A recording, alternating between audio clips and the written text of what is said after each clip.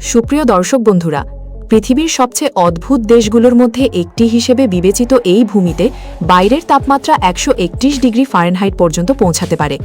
এতটাই গরম যে গাড়ির বোনেটের উপর ডিম ভেজে ফেলা সম্ভব। একসময় এখানে 1 লিটার পেট্রোলের দাম ছিল বোতলজাত পানির চেয়েও কম। এমনও সময় ছিল যখন ধর্মীয় পুলিশ মধ্যযুগের মতো ডাইনি খুঁজে বেড়াত, আর জন্মদিন উদযাপন করাও ছিল বেআইনি। আরও অবাক করার মতো বিষয় হলো, এখানে 1 কিলোগ্রাম ভাজা পঙ্গপালের দাম $80 পর্যন্ত হতে পারে, যা অনেক সময় প্রিমিয়াম ওয়াগিউ গরুর মাংসের চেয়েও বেশি। আর সবচেয়ে আশ্চর্যের ব্যাপার হলো, আপনি যে ঘটনাগুলো শুনলেন সেগুলো সবই বাস্তবে ঘটছে সৌদি আরবে। চলুন আজ আমরা একসঙ্গে ঘুরে দেখি এই রহস্যময় দেশের সবচেয়ে অবিশ্বাস্য, চমকপ্রদ এবং অজানা কিছু বাস্তবতা। এই রহস্যময় রাজ্যের কিছু অবিশ্বাস্য বাস্তবতা কল্পনা করুন। একটি 5 বছরের শিশু জন্মদিনের কেকের মোমবাতি নিভিয়ে আনন্দ করছে। পৃথিবীর বেশিরভাগ দেশে এটি একেবারেই স্বাভাবিক দৃশ্য, কিন্তু সৌদি আরবে বহু দশক ধরে এই কাজটি আনুষ্ঠানিকভাবে নিষিদ্ধ ছিল। ঐতিহ্যবাহী সুন্নি ইসলামের কঠোর ব্যাখ্যা অনুযায়ী জন্মদিন উদযাপনকে পশ্চিমা সংস্কৃতি থেকে আসা একটি প্রথা হিসেবে দেখা হতো। শুধু জন্মদিনই নয়, ভ্যালেন্টাইন্স ডে, হ্যালোউইন এবং বড়দিনও একইভাবে নিষিদ্ধ উৎসবের তালিকায় ছিল। 2018 সালের আগের বছরগুলোতে প্রতি বছরের 14 ফেব্রুয়ারি মুতাওয়া নামে পরিচিত ধর্মীয় পুলিশ বিভিন্ন দোকান ও বাজারে অভিযান চালাত। তারা লাল গোলাপ, হৃদয় আকৃতির উপহার কিংবা ভ্যালেন্টাইন্স ডে সংক্রান্ত যে কোনো পণ্য বিক্রি হচ্ছে কিনা তা খতিয়ে দেখত এবং অনেক ক্ষেত্রে সেগুলো জব্দও করত। আজকের দৃষ্টিতে বিষয়টি অবিশ্বাস্য মনে হলেও দীর্ঘ সময় ধরে সৌদি আরবের সামাজিক ও ধর্মীয় বাস্তবতার এটি ছিল একটি গুরুত্বপূর্ণ অংশ। 2018 সালের আগে রিয়াদ ও জেদ্দার বিভিন্ন দোকানপাটে মুতাওয়া ধর্মীয় পুলিশের টহল ছিল খুবই সাধারণ দৃশ্য। তারা লাল বেলুন, লাল গোলাপ কিংবা হৃদয় চিহ্নযুক্ত টেডি বিয়ারের মতো সামগ্রী জব্দ করত, কারণ এগুলোকে নিষিদ্ধ পশ্চিমা উৎসবের প্রতীক হিসেবে দেখা হতো। কিন্তু ভিশন 2030 কর্মসূচি অনেক কিছুই বদলে দিয়েছে। 2018 সালের পর থেকে মুতাওয়া কমিটির ক্ষমতা উল্লেখযোগ্যভাবে কমিয়ে দেওয়া হয়। আজ রিয়াদের বড় বড় শপিং মলগুলোতে প্রায় 2 মিটার উঁচু হ্যালোউইন কুমড়ার সাজসজ্জা দেখা যায়, আর ভ্যালেন্টাইন্স ডেতে লাল গোলাপ প্রকাশ্যেই বিক্রি হয়। আরও একটি অদ্ভুত ঘটনা হল, 2017 সালে ড্যাবিং নামের জনপ্রিয় নাচের ভঙ্গিটি আনুষ্ঠানিকভাবে নিষিদ্ধ করা হয়েছিল, কারণ কর্তৃপক্ষ মনে করত এটি মাদক সংস্কৃতির সঙ্গে সম্পর্কিত। এমনকি একজন বিখ্যাত গায়কও জনসমক্ষে এই ভঙ্গি করার কারণে সমালোচনা ও তদন্তের মুখোমুখি হয়েছিলেন। সৌদি আরবের এই পরিবর্তনগুলো দেখায় কিভাবে কয়েক বছরের ব্যবধানে দেশটির সামাজিক বাস্তবতা নাটকীয়ভাবে বদলে যেতে পারে। এমনকি এক জনপ্রিয় গায়কও মঞ্চে এই ভঙ্গি প্রদর্শনের সময় আটক হয়েছিলেন। বিষয়টি যতই অদ্ভুত মনে হোক না কেন, এটি আসলে শতাব্দীর পর শতাব্দী ধরে কঠোর ধর্মীয় ব্যাখ্যার ভিত্তিতে গড়ে ওঠা একটি সমাজের ঐতিহাসিক বাস্তবতার ফল। দীর্ঘ সময় ধরে সৌদি আরবের নারীদের পরিচিত প্রতিচ্ছবি ছিল কালো আবায়ায় আচ্ছাদিত এক অবয়ব, যেখানে শরীরের প্রায় পুরো অংশই ঢেকে রাখা হতো। তবে এই পোশাকই দেশটিতে এক ভিন্নধর্মী সৌন্দর্য সংস্কৃতির জন্ম দিয়েছে। যখন মুখের অধিকাংশ অংশ কালো কাপড়ে আবৃত থাকে, তখন চোখই হয়ে ওঠে সৌন্দর্যের প্রধান আকর্ষণ। ফলে গাঢ় আইলাইনার, রঙিন কন্ট্যাক্ট লেন্স, ঘন ও বাঁকানো চোখের পাপড়ি এবং নিখুঁত চোখের মেকআপ সৌদি নারীদের সৌন্দর্য চর্চার গুরুত্বপূর্ণ অংশে পরিণত হয়েছে। এখানে চোখ শুধু মুখের একটি অংশ নয়, বরং ব্যক্তিত্ব, আত্মবিশ্বাস এবং সৌন্দর্যের সবচেয়ে শক্তিশালী প্রকাশ হিসেবে বিবেচিত হয়। ঘন ও বাঁকানো চোখের পাপড়ি পর্যন্ত প্রতিটি খুঁটিনাটি বিষয় অত্যন্ত যত্নের সঙ্গে সাজানো হয়। এমনকি বিভিন্ন অলংকার ও অ্যাক্সেসরিও সামাজিক মর্যাদা ও ব্যক্তিগত রুচি প্রকাশের একটি গুরুত্বপূর্ণ মাধ্যম হয়ে ওঠে। তবে সবচেয়ে বিস্ময়কর বিষয়টি লুকিয়ে আছে শুধুমাত্র নারীদের জন্য নির্ধারিত স্থানগুলোতে। বিয়ের অনুষ্ঠান, নারীদের জিম অথবা পরিবার নির্দিষ্ট রেস্তোরাঁর অংশে সৌদি নারীরা প্রায়ই তাদের আবায়া খুলে ফেলেন। সেখানে দেখা যায় এক সম্পূর্ণ ভিন্ন জগৎ, রঙিন পোশাক, আধুনিক ফ্যাশন এবং প্রাণবন্ত সামাজিক পরিবেশ, যা বাইরের মানুষ খুব কমই দেখতে পায়। 2018 সালের আগে সৌদি আরব ছিল পৃথিবীর একমাত্র দেশ যেখানে নারীদের গাড়ি চালানো নিষিদ্ধ ছিল। এছাড়াও পুরুষ অভিভাবকত্ব বা মাহরাম ব্যবস্থার কারণে নারীদের বিদেশে পড়াশোনা করা, ব্যবসা শুরু করা বা দেশের বাইরে ভ্রমণ করার জন্য বাবা, স্বামী কিংবা ভাইয়ের অনুমতির প্রয়োজন হতো।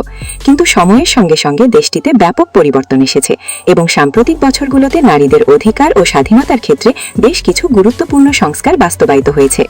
2026 সালের শুরুর দিকেই সৌদি আরবে নারীরা দেশের মোট কর্মশক্তির 36%-এরও বেশি অংশ গঠন করেছে, যা ভিশন 2030-এর নির্ধারিত লক্ষ্যমাত্রাকেও ছাড়িয়ে গেছে। এটি দেশটির সামাজিক পরিবর্তনের একটি গুরুত্বপূর্ণ উদাহরণ। সবচেয়ে চোখে পড়ার মতো পরিবর্তন এসেছে আবায়ার ক্ষেত্রেও। টানা ৭০ বছরেরও বেশি সময় ধরে কালো আবায়াই ছিল প্রচলিত ধারা, কিন্তু এখন রিয়াদের শপিং মলগুলোতে বিভিন্ন রঙের, নকশাদার এবং আধুনিক ডিজাইনের আবায়া সহজেই পাওয়া যায়। কিছু আবায়া সোনালি সুতোয় সূচিকর্ম করা হয়, আবার কিছুতে বসানো হয় ঝকঝকে সোয়ারস্কি ক্রিস্টাল, যার মূল্য হাজার হাজার ডলার পর্যন্ত হতে পারে। এমনকি পরিচয় ও সম্পর্ক গড়ে তোলার পদ্ধতিতেও ঐতিহ্য ও আধুনিকতার এক অনন্য মিশ্রণ দেখা যায়। সৌদি আরবে টিন্ডারের মতো অ্যাপ লক্ষ লক্ষ বার ডাউনলোড করা হয়েছে, তবে অনেক নারী সেখানে নিজের ছবি প্রকাশ করেন না, বরং তারা ফুল, প্রাকৃতিক দৃশ্য, শিল্পকর্ম কিংবা অন্য কোনো প্রতীকী ছবি ব্যবহার করেন। এর মাধ্যমে তারা আধুনিক প্রযুক্তি ব্যবহার করলেও নিজেদের ব্যক্তিগত গোপনীয়তা ও সাংস্কৃতিক মূল্যবোধকে একসঙ্গে বজায় রাখার চেষ্টা করেন। তবে অনেক সৌদি নারী তাদের মুখের ছবি প্রকাশ করেন না। তাদের প্রোফাইলে প্রায়ই দেখা যায় মেহেদি আঁকা হাতের ছবি, এক কাপ কফি কিংবা মুখ ঢেকে রাখা ইমোজি। প্রথম সাক্ষাৎগুলো সাধারণত আধুনিক ও অভিজাত পরিবেশে হয়, যেমন বিলাসবহুল চাফে, আন্তর্জাতিক সঙ্গীতানুষ্ঠান বা জেদ্দায় অনুষ্ঠিত ফর্মুলা 1 রেসের মতো বড় আয়োজনগুলোতে। আরও অবাক করার মতো একটি তথ্য হল, সৌদি আরবই বিশ্বের একমাত্র দেশ যেখানে একসময় জাদুবিদ্যা ও তন্ত্রমন্ত্র তদন্তের জন্য বিশেষ পুলিশ ইউনিট গঠন করা হয়েছিল। 2009 সালে নৈতিকতা প্রচার ও অনৈতিকতা প্রতিরোধ কমিশনের অধীনে এই বিশেষ ইউনিট আনুষ্ঠানিকভাবে প্রতিষ্ঠিত হয়। এই ধর্মীয় সংস্থার দায়িত্ব ছিল এমন কর্মকাণ্ড খুঁজে বের করা যেগুলো ইসলামী শিক্ষার পরিপন্থী বলে বিবেচিত হতো। ফলে কথিত জাদুবিদ্যা, তাবিজ কবজ, ভবিষ্যৎবাণী কিংবা অলৌকিক ক্ষমতার দাবির মতো বিষয়গুলো তাদের নজরদারির আওতায় পড়ত। এই ধর্মীয় সংস্থাটি কয়েক দশক ধরে সৌদি আরবের সামাজিক জীবনে উল্লেখযোগ্য প্রভাব বিস্তার করেছে। জাদুবিদ্যা ও তন্ত্রমন্ত্র সংক্রান্ত অভিযোগ তদন্তের জন্য দেশের বিভিন্ন বড় শহরে 9টি বিশেষায়িত কেন্দ্র স্থাপন করা হয়েছিল, যেখানে পৃথক তদন্ত দল কাজ করত। তাদের দায়িত্বের মধ্যে ছিল ভাগ্য গণনা, কথিত অলৌকিক চিকিৎসা, তাবিজ তৈরির কার্যক্রম এবং জাদুবিদ্যার সঙ্গে সম্পর্কিত বলে বিবেচিত বিভিন্ন আচার অনুষ্ঠানের তদন্ত করা। সবচেয়ে বিস্ময়কর বিষয় হল, এই সংস্থাটি একটি জাতীয় হটলাইনও পরিচালনা করত, যেখানে সাধারণ নাগরিকরা সন্দেহজনক জাদুবিদ্যা বা তন্ত্রমন্ত্রের ঘটনা সম্পর্কে অভিযোগ জানাতে পারতেন। গালফ নিউজের এক প্রতিবেদনের তথ্য অনুযায়ী মাত্র 1 বছরেই সৌদি কর্তৃপক্ষ সারা দেশে জাদুবিদ্যা সম্পর্কিত 586টি ঘটনার রেকর্ড করেছিল। এর মধ্যে জেদ্দা শহরে সর্বাধিক সংখ্যক অভিযোগ নথিভুক্ত হয়েছিল। এটা দেখায় যে একসময় সৌদি আরবে ধর্মীয় বিশ্বাস, সামাজিক রীতি এবং আইনি ব্যবস্থার মধ্যে সম্পর্ক কতটা গভীর ছিল, এবং কিভাবে কিছু বিষয় আধুনিক বিশ্বের কাছে অবিশ্বাস্য মনে হলেও সেগুলো দীর্ঘদিন ধরে দেশটির বাস্তবতার অংশ ছিল। শুধু জেদ্দা শহরেই বছরের প্রথমার্ধে প্রায় 50টি অভিযোগ নথিভুক্ত হয়েছিল। সবচেয়ে অদ্ভুত ঘটনাগুলোর একটি ঘটে 2010 সালে লোহিত সাগরের উপকূলবর্তী তাবুক অঞ্চলে। সেখানে কর্তৃপক্ষ পেশাদার ডুবুরি নিয়োগ করেছিল সমুদ্রের তলদেশ থেকে এমন কিছু বস্তু উদ্ধারের জন্য যেগুলোকে কথিত জাদুবিদ্যার আচার অনুষ্ঠানে ব্যবহৃত হয়েছে বলে মনে করা হচ্ছিল। ডুবুরিরা সমুদ্রের নিচ থেকে ছোট ছোট কাপড়ের থলে উদ্ধার করে, যার ভেতরে চুল, নখ এবং বিভিন্ন ধরনের সুতা পাওয়া যায়। কর্মকর্তাদের ধারণা ছিল এসব বস্তু অন্তত 22 ধরনের ভিন্ন জাদুকরী কার্যক্রমের সঙ্গে সম্পর্কিত হতে পারে। বিষয়টি এতটাই স্পর্শকাতর ছিল যে 2017 সালে ভারত সরকারও সৌদি আরবে ভ্রমণকারী নাগরিকদের সতর্ক করে জানায় তারা যেন তাবিজ, কবজ বা এমন কোনো বস্তু সঙ্গে না বহন করেন যা ভুলভাবে জাদুবিদ্যা বা তন্ত্রমন্ত্রের সঙ্গে সম্পর্কিত বলে ব্যাখ্যা করা হতে পারে। এই ঘটনাগুলো সৌদি আরবের সেই সময়কার সামাজিক ও ধর্মীয় বাস্তবতার একটি বিরল চিত্র তুলে ধরে, যেখানে আধুনিক রাষ্ট্র ব্যবস্থার পাশাপাশি কিছু ঐতিহ্যগত বিশ্বাসও দীর্ঘদিন ধরে গুরুত্বপূর্ণ ভূমিকা পালন করে এসেছে। সৌদি আরবে প্রবেশের সময় কালো রিস্টব্যান্ড বা এ ধরনের কিছু পরার ক্ষেত্রেও সতর্কতা দেওয়া হতো, কারণ সেগুলো ভুলভাবে জাদুবিদ্যার সঙ্গে সম্পর্কিত বস্তু হিসেবে ব্যাখ্যা করা হতে পারে। এর পেছনে রয়েছে জিন সম্পর্কে বিশ্বাস, যা কুরআনে সরাসরি উল্লেখিত এবং ইসলামী ধর্মতত্ত্বের একটি গুরুত্বপূর্ণ অংশ। এই ধরনের অ্যান্টি উইচক্রাফট ইউনিটের অস্তিত্ব দেখায় যে একসময় সৌদি আরবের আইন ব্যবস্থা ও সামাজিক জীবনে ধর্মীয় বিশ্বাস কতটা গভীরভাবে প্রভাব ফেলেছিল। মদিনা থেকে প্রায় 250 মাইল উত্তর পশ্চিমে এমন একটি স্থান রয়েছে যা সেখানে পা রাখলেই বিস্ময়ের অনুভূতি জাগায়। এটি হলো হেগরা, যা প্রাচীনকালে মাদাইন সালেহ নামে পরিচিত ছিল। ইতিহাস, রহস্য এবং প্রাচীন সভ্যতার ছাপ মিশে থাকা এই স্থানটি আজও সৌদি আরবের অন্যতম গুরুত্বপূর্ণ প্রত্নতাত্ত্বিক নিদর্শন হিসেবে পরিচিত। এটি ছিল সৌদি আরবের প্রথম ইউনেস্কো বিশ্ব ঐতিহ্যবাহী স্থান, যা 2008 সালে স্বীকৃতি পায়। নির্জন মরুভূমির মাঝখানে অবস্থিত এই প্রাচীন শহরটি 2000 বছরেরও বেশি পুরনো, যেখানে পুরো গোলাপি বেলে পাথরের পাহাড় কেটে বিশাল বিশাল সমাধি নির্মাণ করা হয়েছে। এটি ছিল নাবাতিয়ান সভ্যতার অংশ, সেই একই জনগোষ্ঠী যারা বিখ্যাত পেত্রা শহরও নির্মাণ করেছিল। মাদাইন সালে বা হেগরায় এখনও প্রায় 131টি প্রায় অক্ষত সমাধি বিদ্যমান। এসব সমাধির সামনের অংশে খোদাই করা হয়েছে সিংহ, সাপ, স্ফিংস এবং জটিল নকশা, যা এতটাই সূক্ষ্ম ও বিস্তারিত যে অনেক প্রত্নতাত্ত্বিকের মতে এগুলো পেত্রার চেয়েও বেশি উন্নত শিল্পকর্মের উদাহরণ। তবে এই স্থানটিকে আরও রহস্যময় করে তোলে এর নীরবতা এবং মরুভূমির গভীরে লুকিয়ে থাকা ইতিহাস, যেন হাজার বছরের পুরনো এক সভ্যতা এখনও পাথরের ভেতর নিঃশব্দে কথা বলে চলেছে। এই স্থানটি বিখ্যাত শুধু এর প্রত্নতাত্ত্বিক গুরুত্বের জন্যই নয়, বরং এর সঙ্গে জড়িত একটি কাহিনীর কারণেও। একটি হাদিসের বর্ণনা অনুযায়ী এই ভূমিতে প্রবেশ করার সময় মুসলমানদের কান্নারত অবস্থায় প্রবেশ করতে বলা হয়েছে, নইলে তারা সেই একই দুর্ভাগ্যের মুখোমুখি হতে পারে যা একসময় এখানে বসবাসকারী প্রাচীন জনগোষ্ঠীর ওপর নেমে এসেছিল বলে বিশ্বাস করা হয়। ইসলামী ঐতিহ্য ও কিংবদন্তি অনুযায়ী এই অঞ্চল একসময় ছিল সামুদ জাতির আবাসস্থল। বলা হয় তারা আল্লাহর নির্দেশ অমান্য করায় শাস্তি হিসেবে দণ্ডিত হয়েছিল। কাহিনীতে উল্লেখ আছে আল্লাহ তাদের কাছে একটি পবিত্র উট পাঠিয়েছিলেন, যা ছিল একটি ঐশ্বরিক নিদর্শন। কিন্তু সামুদ জাতি সেই নির্দেশ অমান্য করে, তারা সেই উটটিকে হত্যা করে। শুধুমাত্র উটের বাচ্চাটি পাহাড়ে পালিয়ে বেঁচে যায় এবং পরে নিখোঁজ হয়ে যায়। আজও অনেক স্থানীয় মানুষ বিশ্বাস করেন যে সূর্যাস্তের পর মাদাইন সালেহের পাথরের সমাধিগুলোর মাঝে দাঁড়ালে মরুভূমির অন্ধকারে সেই হারিয়ে যাওয়া উটের বাচ্চার ক্ষীণ কান্না শোনা যায়, যেন সে তার মাকে খুঁজে বেড়াচ্ছে। এই বিশ্বাস এতটাই শক্তিশালী ছিল যে বহু বছর ধরে সৌদি ধর্মীয় নেতারা বিশ্বাসীদের এই স্থান পরিদর্শন করতে নিরুৎসাহিত করতেন। অবশেষে 2019 সালে যখন সৌদি আরব আন্তর্জাতিক পর্যটনের জন্য নিজেদের দরজা খুলতে শুরু করে, তখনই মাদাইন সালেহকে বিশ্বব্যাপী পর্যটকদের সামনে আনুষ্ঠানিকভাবে তুলে ধরা হয়। যদি আপনি যদি সূর্যাস্তের ডর মাদাইন সালেহের পাথরের সমাধিগুলোর মাঝে একা দাঁড়ান, তাহলে কি সেই কিংবদন্তি উটের বাচ্চার কান্না শোনার সাহস আপনার থাকবে? নিচে কমেন্টে জানান। জেদ্দা থেকে প্রায় 168 মাইল উত্তর পূর্বে হারাত কিস নামের আগ্নেয় মালভূমির মাঝে অবস্থিত একটি বিশাল ক্রেটার রয়েছে, যার নাম আল-ওয়াবা। 2024 সালে এটি ইউনেস্কো এবং ইন্টারন্যাশনাল ইউনিয়ন অফ জিওলজিক্যাল সায়েন্সেসের দ্বারা বিশ্বের শীর্ষ 100টি ভূতাত্ত্বিক ঐতিহ্যবাহী স্থানের মধ্যে একটি হিসেবে স্বীকৃতি পায়। এর আকার সত্যিই বিস্ময়কর। এর ব্যাস প্রায় 4 মাইল এবং গভীরতা প্রায় 820 ফুট, যা একে একটি বিশাল প্রাকৃতিক বিস্ময়ে পরিণত করেছে। একটি 80তলা ভবন উল্টো করে বসিয়ে দেওয়ার মতো বিশাল এই গভীরতা। 1960-এর দশক পর্যন্ত বিজ্ঞানীরা নিশ্চিত করেন যে এটি আসলে একটি ম্যার ধরনের আগ্নেয়গিরির ক্রেটার, যা প্রায় 1.1 মিলিয়ন বছর আগে গঠিত হয়েছিল। তখন গলিত ম্যাগমা ভূগর্ভস্থ পানির সংস্পর্শে এসে এক ভয়াবহ শক্তিশালী ফ্রিয়াটিক বিস্ফোরণ ঘটায়, যার ফলে এ বিশাল গর্ত তৈরি হয়। কিন্তু সবচেয়ে অদ্ভুত বিষয়টি রয়েছে এর তলদেশে। নিচে তাকালে দেখা যায় এক বিশাল সাদা স্তর, যা আগুনের মতো লাল মরুভূমির মাঝে বরফের মতো দেখায়। কিন্তু এটি বরফ নয়, এটি সোডিয়াম ফসফেট নামের এক খনিজ লবণ, যা লক্ষ লক্ষ বছরের ভূতাত্ত্বিক প্রক্রিয়ায় স্ফটিক আকারে জমে উঠেছে। ফলে এই অবিশ্বাস্য সাদা আস্তরণ তৈরি হয়েছে। পানির বাষ্পীভবনের ফলে এই খনিজ স্ফটিকগুলো ধীরে ধীরে গঠিত হয়েছে। রিয়াদের উত্তর পশ্চিমে অবস্থিত রয়েছে এজ অফ দ্য ওয়ার্ল্ড, যা আসলে তুয়াইক পর্বতমালার একটি অংশ এবং টুয়াইক ক্লিভস নামেও পরিচিত। প্রায় 500 মিটার দীর্ঘ এই বিশাল খাড়া পাহাড়টি সৌদি আরবের মধ্যাঞ্চল জুড়ে বিস্তৃত। ক্লিফগুলো নিচের সুষ্ঠু উপত্যকা থেকে প্রায় 660 ফুট উঁচুতে উঠে গেছে। এর চূড়ায় দাঁড়ালে দর্শনার্থীরা সত্যিই মনে করেন যেন তারা পৃথিবীর একেবারে শেষ প্রান্তে দাঁড়িয়ে আছেন।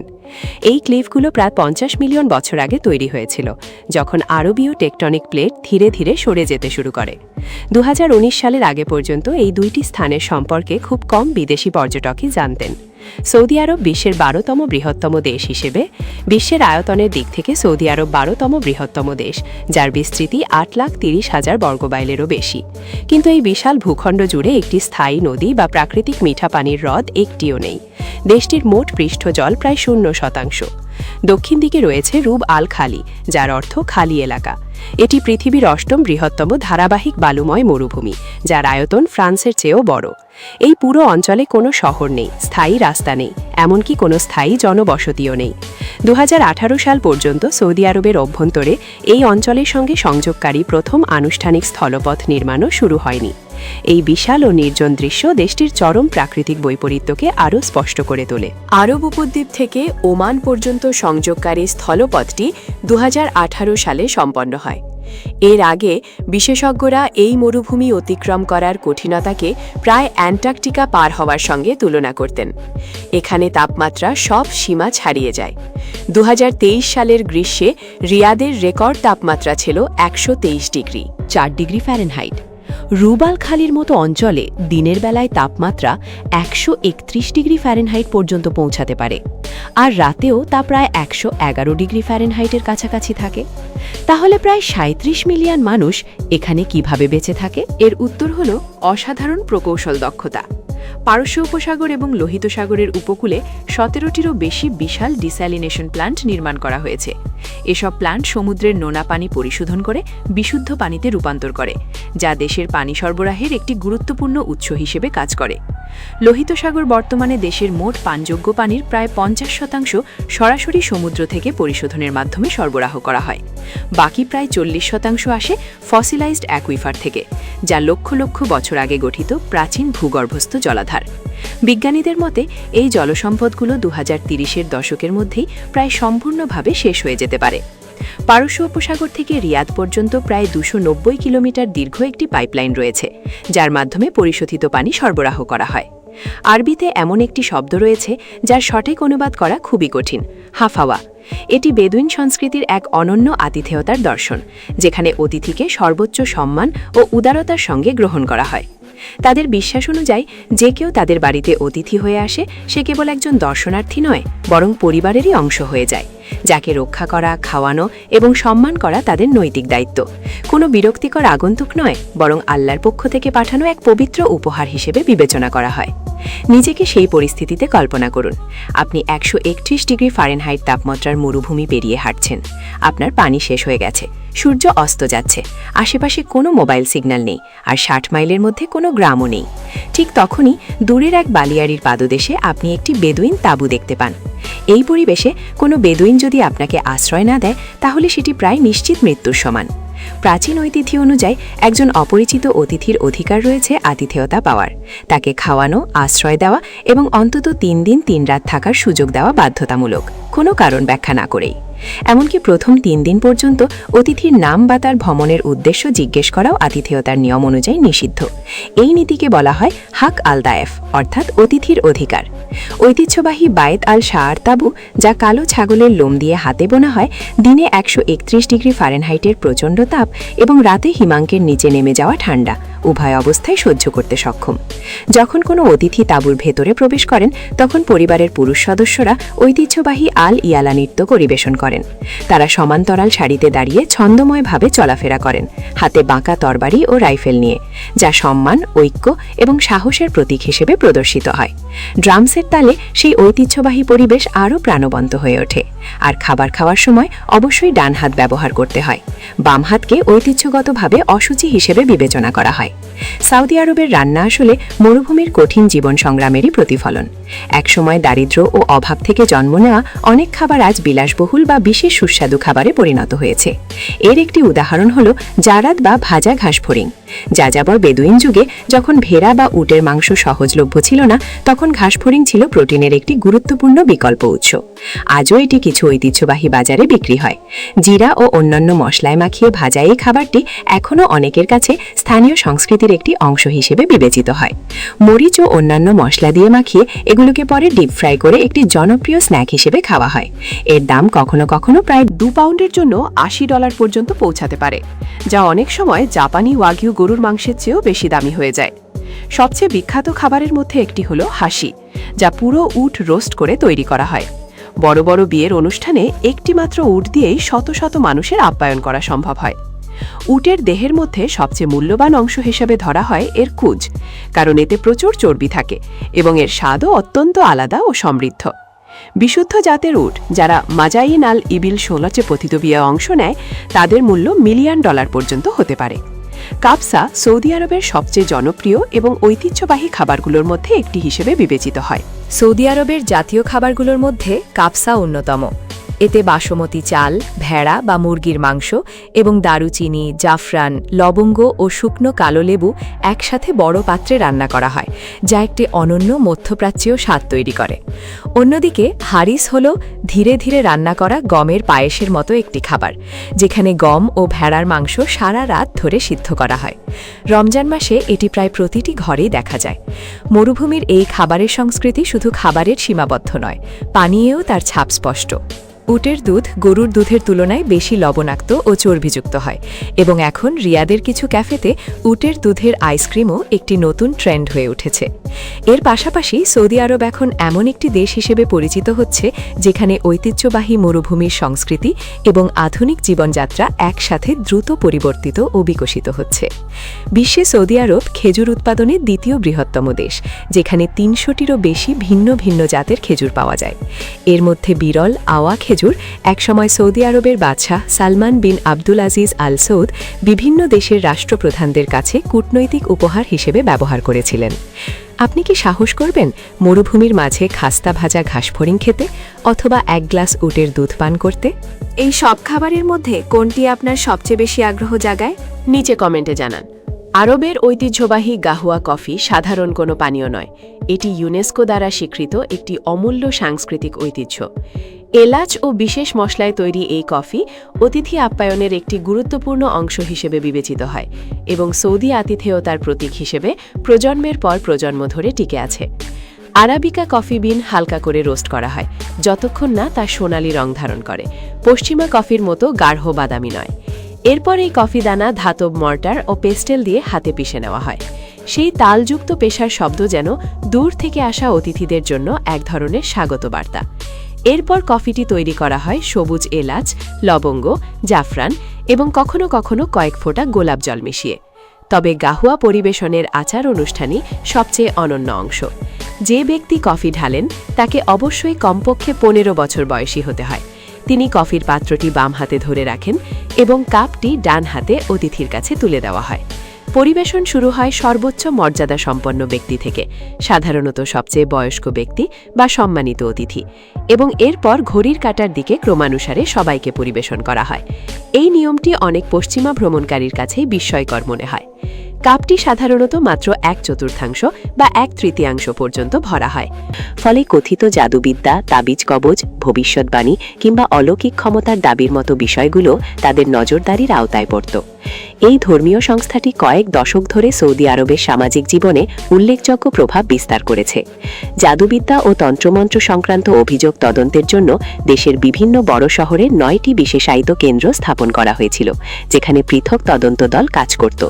তাদের দায়িত্বের মধ্যে ছিল ভাগ্য গণনা, কথিত অলৌকিক চিকিৎসা, তাবিজ তৈরির কার্যক্রম এবং জাদুবিদ্যার সঙ্গে সম্পর্কিত বলে বিবেচিত বিভিন্ন আচার অনুষ্ঠানের তদন্ত করা। সবচেয়ে বিস্ময়কর বিষয় হল এই সংস্থাটি একটি জাতীয় হটলাইনও পরিচালনা করত, যেখানে সাধারণ নাগরিকরা সন্দেহজনক জাদুবিদ্যা বা তন্ত্রমন্ত্রের ঘটনা সম্পর্কে অভিযোগ জানাতে পারতেন। গালফ নিউজের এক প্রতিবেদনের তথ্য অনুযায়ী মাত্র 1 বছরেই সৌদি কর্তৃপক্ষ সারা দেশে জাদুবিদ্যা সম্পর্কিত 586টি ঘটনার রেকর্ড করেছিল। এর মধ্যে জেদ্দা শহরে সর্বাধিক সংখ্যক অভিযোগ নথিভুক্ত হয়েছিল। এটা দেখায় যে একসময় সৌদি আরবে ধর্মীয় বিশ্বাস, সামাজিক রীতি এবং আইনি ব্যবস্থার মধ্যে সম্পর্ক কতটা গভীর ছিল এবং কিভাবে কিছু বিষয় আধুনিক বিশ্বের কাছে অবিশ্বাস্য মনে হলেও সেগুলো দীর্ঘদিন ধরে দেশটির বাস্তবতার অংশ ছিল। শুধু জেদ্দা শহরেই বছরের প্রথমার্ধে প্রায় 50টি অভিযোগ নথিভুক্ত হয়েছিল। সবচেয়ে অদ্ভুত ঘটনাগুলোর একটি ঘটে 2010 সালে লোহিত সাগরের উপকূলবর্তী তাবুক অঞ্চলে। সেখানে কর্তৃপক্ষ পেশাদার ডুবুরি নিয়োগ করেছিল সমুদ্রের তলদেশ থেকে এমন কিছু বস্তু উদ্ধারের জন্য যেগুলোকে কথিত জাদুবিদ্যার আচার অনুষ্ঠানে ব্যবহৃত হয়েছে বলে মনে করা হচ্ছিল। ডুবুরিরা সমুদ্রের নিচ থেকে ছোট ছোট কাপড়ের থলে উদ্ধার করে, যার ভেতরে চুল, নখ এবং বিভিন্ন ধরনের সুতা পাওয়া যায়। কর্মকর্তারা প্রত্নতত্ত্বকর্তাদের ধারণা ছিল এসব বস্তু অন্তত 22 ধরনের ভিন্ন জাদুকরী কার্যক্রমের সঙ্গে সম্পর্কিত হতে পারে।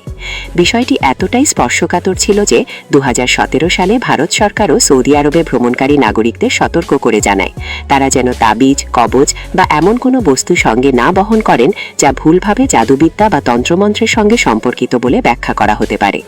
এই ঘটনাগুলো সৌদি আরবের সেই সময়কার সামাজিক ও ধর্মীয় বাস্তবতার একটি বিরল চিত্র তুলে ধরে, যেখানে আধুনিক রাষ্ট্র ব্যবস্থার পাশাপাশি কিছু ঐতিহ্যগত বিশ্বাসও দীর্ঘদিন ধরে গুরুত্বপূর্ণ ভূমিকা পালন করে এসেছে। সৌদি আরবে প্রবেশের সময় কালো রিস্টব্যান্ড বা এ ধরনের কিছু পরার ক্ষেত্রেও সতর্কতা দেওয়া হতো, কারণ সেগুলো ভুলভাবে জাদুবিদ্যার সঙ্গে সম্পর্কিত বস্তু হিসেবে ব্যাখ্যা করা হতে পারে। এর পেছনে রয়েছে জিন সম্পর্কে বিশ্বাস, যা কুরআনে সরাসরি উল্লেখিত এবং ইসলামী ধর্মতত্ত্বের একটি গুরুত্বপূর্ণ অংশ। এই ধরনের অ্যান্টি উইচক্রাফট ইউনিটের অস্তিত্ব দেখায় যে একসময় সৌদি আরবের আইন ব্যবস্থা ও সামাজিক জীবনে ধর্মীয় বিশ্বাস কতটা গভীরভাবে প্রভাব ফেলেছিল। মদিনা থেকে প্রায় 250 মাইল উত্তর পশ্চিমে এমন একটি স্থান রয়েছে যা সেখানে পা রাখলেই বিস্ময়ের অনুভূতি জাগায়। এটি হলো হেগরা, যা প্রাচীনকালে মাদাইন সালেহ নামে পরিচিত ছিল। ইতিহাস, রহস্য এবং প্রাচীন সভ্যতার ছাপ মিশে থাকা এই স্থানটি আজও সৌদি আরবের অন্যতম গুরুত্বপূর্ণ প্রত্নতাত্ত্বিক নিদর্শন হিসেবে পরিচিত। এটি ছিল সৌদি আরবের প্রথম ইউনেস্কো বিশ্ব ঐতিহ্যবাহী স্থান, যা 2008 সালে স্বীকৃতি পায়। নির্জন মরুভূমির মাঝখানে অবস্থিত এই প্রাচীন শহরটি 2000 বছরেরও বেশি পুরনো, যেখানে পুরো গোলাপি বেলে পাথরের পাহাড় কেটে বিশাল বিশাল সমাধি নির্মাণ করা হয়েছে। এটি ছিল নাবাতিয়ান সভ্যতার অংশ, সেই একই জনগোষ্ঠী যারা বিখ্যাত পেত্রা শহরও নির্মাণ করেছিল। মাদাইন সালে বা হেগরায় এখনও প্রায় 131টি প্রায় অক্ষত সমাধি বিদ্যমান। এসব সমাধির সামনের অংশে খোদাই করা হয়েছে সিংহ, সাপ, স্ফিংস এবং জটিল নকশা, যা এতটাই সূক্ষ্ম ও বিস্তারিত যে অনেক প্রত্নতাত্ত্বিকের মতে এগুলো পেত্রার চেয়েও বেশি উন্নত শিল্পকর্মের উদাহরণ। তবে এই স্থানটিকে আরও রহস্যময় করে তোলে এর নীরবতা এবং মরুভূমির গভীরে লুকিয়ে থাকা ইতিহাস, যেন হাজার বছরের পুরনো এক সভ্যতা এখনও পাথরের ভেতর নিঃশব্দে কথা বলে চলেছে। এই স্থানটি বিখ্যাত শুধু এর প্রত্নতাত্ত্বিক গুরুত্বের জন্যই নয়, বরং এর সঙ্গে জড়িত একটি কাহিনীর কারণেও। একটি হাদিসের বর্ণনা অনুযায়ী এই ভূমিতে প্রবেশ করার সময় মুসলমানদের কান্নারত অবস্থায় প্রবেশ করতে বলা হয়েছে, নইলে তারা সেই একই দুর্ভাগ্যের মুখোমুখি হতে পারে যা একসময় এখানে বসবাসকারী প্রাচীন জনগোষ্ঠীর ওপর নেমে এসেছিল বলে বিশ্বাস করা হয়। ইসলামী ঐতিহ্য ও কিংবদন্তি অনুযায়ী এই অঞ্চল একসময় ছিল সামুদ জাতির আবাসস্থল। বলা হয় তারা আল্লাহর নির্দেশ অমান্য করায় শাস্তি হিসেবে দণ্ডিত হয়েছিল। কাহিনীতে উল্লেখ আছে আল্লাহ তাদের কাছে একটি পবিত্র উট পাঠিয়েছিলেন, যা ছিল একটি ঐশ্বরিক নিদর্শন, কিন্তু সামুদ জাতি সেই নির্দেশ অমান্য করে। তারা সেই উটটিকে হত্যা করে। শুধুমাত্র উটের বাচ্চাটি পাহাড়ে পালিয়ে বেঁচে যায় এবং পরে নিখোঁজ হয়ে যায়। আজও অনেক স্থানীয় মানুষ বিশ্বাস করেন যে সূর্যাস্তের পর মাদাইন সালেহের পাথরের সমাধিগুলোর মাঝে দাঁড়ালে মরুভূমির অন্ধকারে সেই হারিয়ে যাওয়া উটের বাচ্চার ক্ষীণ কান্না শোনা যায়, যেন সে তার মাকে খুঁজে বেড়াচ্ছে। এই বিশ্বাস এতটাই শক্তিশালী ছিল যে বহু বছর ধরে সৌদি ধর্মীয় নেতারা বিশ্বাসীদের এই স্থান পরিদর্শন করতে নিরুৎসাহিত করতেন। অবশেষে 2019 সালে যখন সৌদি আরব আন্তর্জাতিক পর্যটনের জন্য নিজেদের দরজা খুলতে শুরু করে, তখনই মাদাইন সালেহকে বিশ্বব্যাপী পর্যটকদের সামনে আনুষ্ঠানিকভাবে তুলে ধরা হয়। যদি আপনি যদি সূর্যাস্তের ডর মাদাইন সালেহের পাথরের সমাধিগুলোর মাঝে একা দাঁড়ান, তাহলে কি সেই কিংবদন্তি উটের বাচ্চার কান্না শোনার সাহস আপনার থাকবে? নিচে কমেন্টে জানান। জেদ্দা থেকে প্রায় 168 মাইল উত্তর পূর্বে হারাত কিস নামের আগ্নেয় মালভূমির মাঝে অবস্থিত একটি বিশাল ক্রেটার রয়েছে, যার নাম আল-ওয়াবা। 2024 সালে এটি ইউনেস্কো এবং ইন্টারন্যাশনাল ইউনিয়ন অফ জিওলজিক্যাল সায়েন্সেসের দ্বারা বিশ্বের শীর্ষ 100টি ভূতাত্ত্বিক ঐতিহ্যবাহী স্থানের মধ্যে একটি হিসেবে স্বীকৃতি পায়। এর আকার সত্যিই বিস্ময়কর। এর ব্যাস প্রায় 4 মাইল এবং গভীরতা প্রায় 820 ফুট, যা একে একটি বিশাল প্রাকৃতিক বিস্ময়ে পরিণত করেছে। একটি 80তলা ভবন উল্টো করে বসিয়ে দেওয়ার মতো বিশাল এই গভীরতা। 1960-এর দশক পর্যন্ত বিজ্ঞানীরা নিশ্চিত করেন যে এটি আসলে একটি ম্যার ধরনের আগ্নেয়গিরির ক্রেটার, যা প্রায় 1.1 মিলিয়ন বছর আগে গঠিত হয়েছিল। তখন গলিত ম্যাগমা ভূগর্ভস্থ পানির সংস্পর্শে এসে এক ভয়াবহ শক্তিশালী ফ্রিয়াটিক বিস্ফোরণ ঘটায়, যার ফলে এ বিশাল গর্ত তৈরি হয়। কিন্তু সবচেয়ে অদ্ভুত বিষয়টি রয়েছে এর তলদেশে। নিচে তাকালে দেখা যায় এক বিশাল সাদা স্তর, যা আগুনের মতো লাল মরুভূমির মাঝে বরফের মতো দেখায়। কিন্তু এটি বরফ নয়, এটি সোডিয়াম ফসফেট নামের এক খনিজ লবণ, যা লক্ষ লক্ষ বছরের ভূতাত্ত্বিক প্রক্রিয়ায় স্ফটিক আকারে জমে উঠেছে, ফলে এই অবিশ্বাস্য সাদা আস্তরণ তৈরি হয়েছে। পানির বাষ্পীভবনের ফলে এই খনিজ স্ফটিকগুলো ধীরে ধীরে গঠিত হয়েছে। রিয়াদের উত্তর পশ্চিমে অবস্থিত রয়েছে এজ অফ দ্য ওয়ার্ল্ড, যা আসলে তুয়াইক পর্বতমালার একটি অংশ এবং টুয়াইক ক্লিভস নামেও পরিচিত। প্রায় 500 মিটার দীর্ঘ এই বিশাল খাড়া পাহাড়টি সৌদি আরবের মধ্যাঞ্চল জুড়ে বিস্তৃত। ক্লিফগুলো নিচের সুষ্ঠু উপত্যকা থেকে প্রায় 660 ফুট উঁচুতে উঠে গেছে। এর চূড়ায় দাঁড়ালে দর্শনার্থীরা সত্যিই মনে করেন যেন তারা পৃথিবীর একেবারে শেষ প্রান্তে দাঁড়িয়ে আছেন। এই ক্লিফগুলো প্রায় 50 মিলিয়ন বছর আগে তৈরি হয়েছিল, যখন আরবীয় টেকটনিক প্লেট ধীরে ধীরে সরে যেতে শুরু করে। 2019 সালের আগে পর্যন্ত এই দুইটি স্থানের সম্পর্কে খুব কম বিদেশি পর্যটকই জানতেন। সৌদি আরব বিশ্বের 12তম বৃহত্তম দেশ হিসেবে, বিশ্বের আয়তনের দিক থেকে সৌদি আরব 12তম বৃহত্তম দেশ, যার বিস্তৃতি 8,30,000 বর্গমাইলেরও বেশি। কিন্তু এই বিশাল ভূখণ্ড জুড়ে একটি স্থায়ী নদী বা প্রাকৃতিক মিঠা পানির হ্রদ একটিও নেই। দেশটির মোট পৃষ্ঠ জল প্রায় 0%। দক্ষিণ দিকে রয়েছে রুব আল খালি, যার অর্থ খালি এলাকা। এটি পৃথিবীর 8ম বৃহত্তম ধারাবাহিক বালুময় মরুভূমি, যার আয়তন ফ্রান্সের চেয়েও বড়। এই পুরো অঞ্চলে কোনো শহর নেই, স্থায়ী রাস্তা নেই, এমনকি কোনো স্থায়ী জনবসতিও নেই। 2018 সাল পর্যন্ত সৌদি আরবের অভ্যন্তরে এই অঞ্চলের সঙ্গে সংযোগকারী প্রথম আনুষ্ঠানিক স্থলপথ নির্মাণও শুরু হয়নি। এই বিশাল ও নির্জন দৃশ্য দেশটির চরম প্রাকৃতিক বৈপরীত্যকে আরও স্পষ্ট করে তোলে। আরব উপদ্বীপ থেকে ওমান পর্যন্ত সংযোগকারী স্থলপথটি 2018 সালে সম্পন্ন হয়। এর আগে বিশেষজ্ঞরা এই মরুভূমি অতিক্রম করার কঠিনতাকে প্রায় অ্যান্টার্কটিকা পার হওয়ার সঙ্গে তুলনা করতেন। এখানে তাপমাত্রা সব সীমা ছাড়িয়ে যায়। 2023 সালের গ্রীষ্মে রিয়াদের রেকর্ড তাপমাত্রা ছিল 123 ডিগ্রি 4 ডিগ্রি ফ্যারেনহাইট। রুবাল খালির মতো অঞ্চলে দিনের বেলায় তাপমাত্রা 131 ডিগ্রি ফ্যারেনহাইট পর্যন্ত পৌঁছাতে পারে, আর রাতেও তা প্রায় 111 ডিগ্রি ফ্যারেনহাইটের কাছাকাছি থাকে। তাহলে প্রায় 37 মিলিয়ন মানুষ এখানে কিভাবে বেঁচে থাকে? এর উত্তর হল অসাধারণ প্রকৌশল দক্ষতা। পারস্য উপসাগর এবং লোহিত সাগরের উপকূলে 17টিরও বেশি বিশাল ডিস্যালিনেশন প্ল্যান্ট নির্মাণ করা হয়েছে। এসব প্ল্যান্ট সমুদ্রের নোনা পানি পরিশোধন করে বিশুদ্ধ পানিতে রূপান্তর করে, যা দেশের পানি সরবরাহের একটি গুরুত্বপূর্ণ উৎস হিসেবে কাজ করে। লোহিত সাগর বর্তমানে দেশের মোট পানযোগ্য পানির প্রায় 50% সরাসরি সমুদ্র থেকে পরিশোধনের মাধ্যমে সরবরাহ করা হয়। বাকি প্রায় 40% আসে ফসিলাইজড অ্যাকুইফার থেকে, যা লক্ষ লক্ষ বছর আগে গঠিত প্রাচীন ভূগর্ভস্থ জলাধার। বিজ্ঞানীদের মতে এই জলসম্পদগুলো 2030-এর দশকের মধ্যেই প্রায় সম্পূর্ণভাবে শেষ হয়ে যেতে পারে। পারস্য উপসাগর থেকে রিয়াদ পর্যন্ত প্রায় 290 কিলোমিটার দীর্ঘ একটি পাইপলাইন রয়েছে, যার মাধ্যমে পরিশোধিত পানি সরবরাহ করা হয়। আরবিতে এমন একটি শব্দ রয়েছে যার সঠিক অনুবাদ করা খুবই কঠিন, হাফাওয়া। এটি বেদুইন সংস্কৃতির এক অনন্য আতিথেয়তার দর্শন, যেখানে অতিথিকে সর্বোচ্চ সম্মান ও উদারতার সঙ্গে গ্রহণ করা হয়। তাদের বিশ্বাস অনুযায়ী যে কেউ তাদের বাড়িতে অতিথি হয়ে আসে, সে কেবল একজন দর্শনার্থী নয়, বরং পরিবারেরই অংশ হয়ে যায়, যাকে রক্ষা করা, খাওয়ানো এবং সম্মান করা তাদের নৈতিক দায়িত্ব। কোনো বিরক্তিকর আগন্তুক নয়, বরং আল্লাহর পক্ষ থেকে পাঠানো এক পবিত্র উপহার হিসেবে বিবেচনা করা হয়। নিজেকে সেই পরিস্থিতিতে কল্পনা করুন। আপনি 131 ডিগ্রি ফারেনহাইট তাপমাত্রার মরুভূমি পেরিয়ে হাঁটছেন। আপনার পানি শেষ হয়ে গেছে, সূর্য অস্ত যাচ্ছে, আশেপাশে কোনো মোবাইল সিগন্যাল নেই, আর 60 মাইলের মধ্যে কোনো গ্রামও নেই। ঠিক তখনই দূরের এক বালিয়াড়ির পাদদেশে আপনি একটি বেদুইন তাঁবু দেখতে পান। এই পরিবেশে কোনো বেদুইন যদি আপনাকে আশ্রয় না দেয়, তাহলে সেটি প্রায় নিশ্চিত মৃত্যুর সমান। প্রাচীন ঐতিহ্য অনুযায়ী একজন অপরিচিত অতিথির অধিকার রয়েছে আতিথেয়তা পাওয়ার। তাকে খাওয়ানো, আশ্রয় দেওয়া এবং অন্তত 3 দিন 3 রাত থাকার সুযোগ দেওয়া বাধ্যতামূলক, কোনো কারণ ব্যাখ্যা না করেই। এমনকি প্রথম 3 দিন পর্যন্ত অতিথির নাম বা তার ভ্রমণের উদ্দেশ্য জিজ্ঞেস করাও আতিথেয়তার নিয়ম অনুযায়ী নিষিদ্ধ।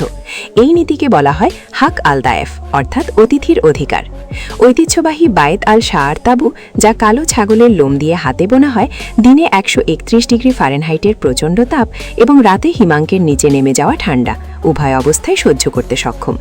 যখন কোনো অতিথি তাঁবুর ভেতরে প্রবেশ করেন তখন পরিবারের পুরুষ সদস্যরা ঐতিহ্যবাহী আল ইয়ালা নৃত্য পরিবেশন করেন। তারা সমান্তরাল সারিতে দাঁড়িয়ে ছন্দময়ভাবে চলাফেরা করেন, হাতে বাঁকা তরবারি ও রাইফেল নিয়ে, যা সম্মান, ঐক্য এবং সাহসের প্রতীক হিসেবে প্রদর্শিত হয়। ড্রামসের তালে সেই ঐতিহ্যবাহী পরিবেশ আরও প্রাণবন্ত হয়ে ওঠে। আর খাবার খাওয়ার সময় অবশ্যই ডান হাত ব্যবহার করতে হয়। বাম হাতকে ঐতিহ্যগতভাবে অশুচি হিসেবে বিবেচনা করা হয়। সৌদি আরবের রান্না আসলে মরুভূমির কঠিন জীবন সংগ্রামেরই প্রতিফলন। একসময় দারিদ্র্য ও অভাব থেকে জন্ম নেওয়া অনেক খাবার আজ বিলাসবহুল বা বিশেষ সুস্বাদু খাবারে পরিণত হয়েছে। এর একটি উদাহরণ হল জারাদ বা ভাজা ঘাসফড়িং। যাযাবর বেদুইন যুগে যখন ভেড়া বা উটের মাংস সহজলভ্য ছিল না, তখন ঘাসফড়িং ছিল প্রোটিনের একটি গুরুত্বপূর্ণ বিকল্প উৎস। আজও এটি কিছু ঐতিহ্যবাহী বাজারে বিক্রি হয়। জিরা ও অন্যান্য মশলায় মাখিয়ে ভাজা এই খাবারটি এখনও অনেকের কাছে স্থানীয় সংস্কৃতির একটি অংশ হিসেবে বিবেচিত হয়। মরিচ ও অন্যান্য মশলা দিয়ে মাখিয়ে এগুলোকে পরে ডিপ ফ্রাই করে একটি জনপ্রিয় স্ন্যাক হিসেবে খাওয়া হয়। এর দাম কখনো কখনো প্রায় 2 পাউন্ডের জন্য $80 পর্যন্ত পৌঁছাতে পারে, যা অনেক সময় জাপানি ওয়াগিউ গরুর মাংসের চেয়েও বেশি দামি হয়ে যায়। সবচেয়ে বিখ্যাত খাবারের মধ্যে একটি হলো হাসি, যা পুরো উট রোস্ট করে তৈরি করা হয়। বড় বড় বিয়ের অনুষ্ঠানে একটি মাত্র উট দিয়েই শত শত মানুষের আপ্যায়ন করা সম্ভব হয়। উটের দেহের মধ্যে সবচেয়ে মূল্যবান অংশ হিসেবে ধরা হয় এর কুজ, কারণ এতে প্রচুর চর্বি থাকে এবং এর স্বাদও অত্যন্ত আলাদা ও সমৃদ্ধ। বিশুদ্ধ জাতের উট, যারা মাজাইন আল ইবিল 16 পতিত বিয়ে অংশ নেয়, তাদের মূল্য $1 মিলিয়ন পর্যন্ত হতে পারে। কাবসা সৌদি আরবের সবচেয়ে জনপ্রিয় এবং ঐতিহ্যবাহী খাবারগুলোর মধ্যে একটি হিসেবে বিবেচিত হয়। সৌদি আরবের জাতীয় খাবারগুলোর মধ্যে কাবসা অন্যতম। এতে বাসমতি চাল, ভেড়া বা মুরগির মাংস এবং দারুচিনি, জাফরান, লবঙ্গ ও শুকনো কালো লেবু একসাথে বড় পাত্রে রান্না করা হয়, যা একটি অনন্য মধ্যপ্রাচ্যীয় স্বাদ তৈরি করে। অন্যদিকে হারিস হল ধীরে ধীরে রান্না করা গমের পায়েসের মতো একটি খাবার, যেখানে গম ও ভেড়ার মাংস সারা রাত ধরে সিদ্ধ করা হয়। রমজান মাসে এটি প্রায় প্রতিটি ঘরেই দেখা যায়। মরুভূমির এই খাবারের সংস্কৃতি শুধু খাবারের সীমাবদ্ধ নয়, পানীয়েও তার ছাপ স্পষ্ট। উটের দুধ গরুর দুধের তুলনায় বেশি লবণাক্ত ও চর্বিযুক্ত হয় এবং এখন রিয়াদের কিছু ক্যাফেতে উটের দুধের আইসক্রিমও একটি নতুন ট্রেন্ড হয়ে উঠেছে। এর পাশাপাশি সৌদি আরব এখন এমন একটি দেশ হিসেবে পরিচিত হচ্ছে যেখানে ঐতিহ্যবাহী মরুভূমির সংস্কৃতি এবং আধুনিক জীবনযাত্রা একসাথে দ্রুত পরিবর্তিত ও বিকশিত হচ্ছে।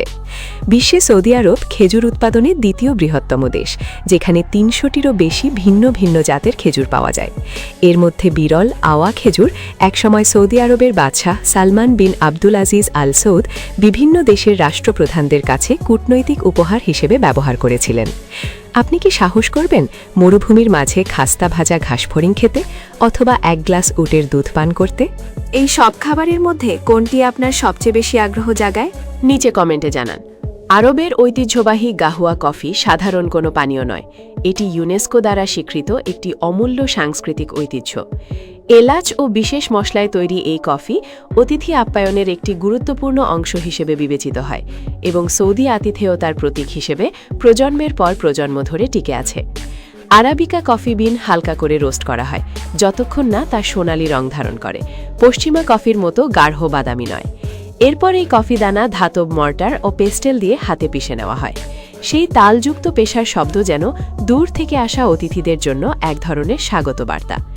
এরপর কফিটি তৈরি করা হয় সবুজ এলাচ, লবঙ্গ, জাফরান এবং কখনো কখনো কয়েক ফোঁটা গোলাপ জল মিশিয়ে। তবে গাহুয়া পরিবেশনের আচার অনুষ্ঠানই সবচেয়ে অনন্য অংশ। যে ব্যক্তি কফি ঢালেন তাকে অবশ্যই কমপক্ষে 15 বছর বয়সী হতে হয়। তিনি কফির পাত্রটি বাম হাতে ধরে রাখেন এবং কাপটি ডান হাতে অতিথির কাছে তুলে দেওয়া হয়।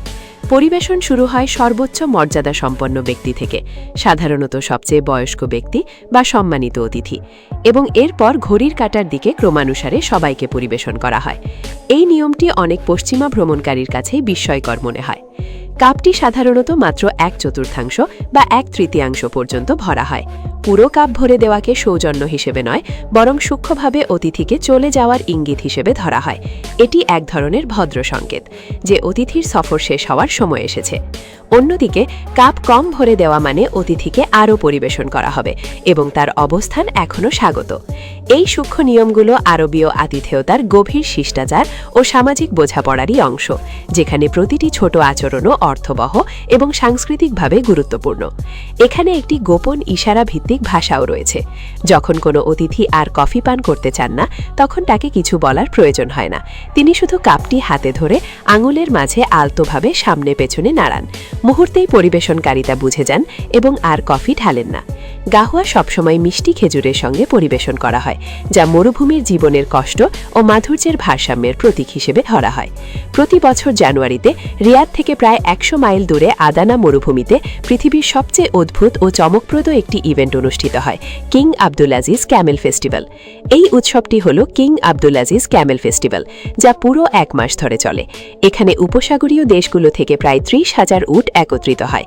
মোট পুরস্কার তহবিল প্রায় $30 মিলিয়ন, যা এটিকে বিশ্বের সবচেয়ে বড় প্রাণী সৌন্দর্য প্রতিযোগিতায় পরিণত করেছে। উটগুলোকে তাদের রঙের ভিত্তিতে 4টি শ্রেণীতে ভাগ করা হয়: মাজিম, ম্যাগোটিয়ার, শিয়েল এবং সালফার। তাদের সৌন্দর্যের মানদণ্ড অত্যন্ত নির্দিষ্ট ও কঠোর। একটি আদর্শ উটের মাথা বড় এবং সুষম আকৃতির হতে হবে, গলা দীর্ঘ, সরু এবং সোজা হতে হবে, নাক সামান্য বাঁকানো, পিঠের একটু পেছনে পূর্ণ ও গোলাকার কুঁচ থাকতে হবে এবং কান খাড়া অবস্থায় থাকতে হবে। কিন্তু এই প্রতিযোগিতার আসল আকর্ষণ শুধু সৌন্দর্যের মানদণ্ডে সীমাবদ্ধ নয়। বহু মিলিয়ন ডলারের পুরস্কারের কারণে একসময় এক বড় ধরনের কেলেঙ্কারি ছড়িয়ে পড়ে। 2018 এবং 2021 সালে আয়োজকরা আবিষ্কার করেন যে কিছু উটের মালিক প্রতিযোগিতায় সুবিধা পাওয়ার জন্য তাদের উটের ঠোঁটে সরাসরি বোটক্স ইনজেকশন দিয়েছেন, যাতে সেগুলো আরও পূর্ণ ও আকর্ষণীয় দেখায়।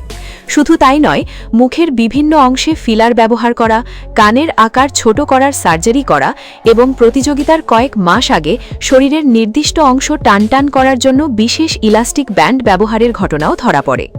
এই ধরনের প্রতারণা ঠেকাতে আয়োজকরা পরবর্তীতে কোটি কোটি ডলার বিনিয়োগ করে এক্স-রে স্ক্যানার এবং আধুনিক আল্ট্রাসাউন্ড যন্ত্রপাতি স্থাপন করেন। পাশাপাশি পেশাদার পশু চিকিৎসকরা প্রতিটি উটকে কঠোরভাবে পরীক্ষা করেন, যাতে প্রতিযোগিতা সম্পূর্ণভাবে ন্যায্য এবং স্বচ্ছ রাখা যায়।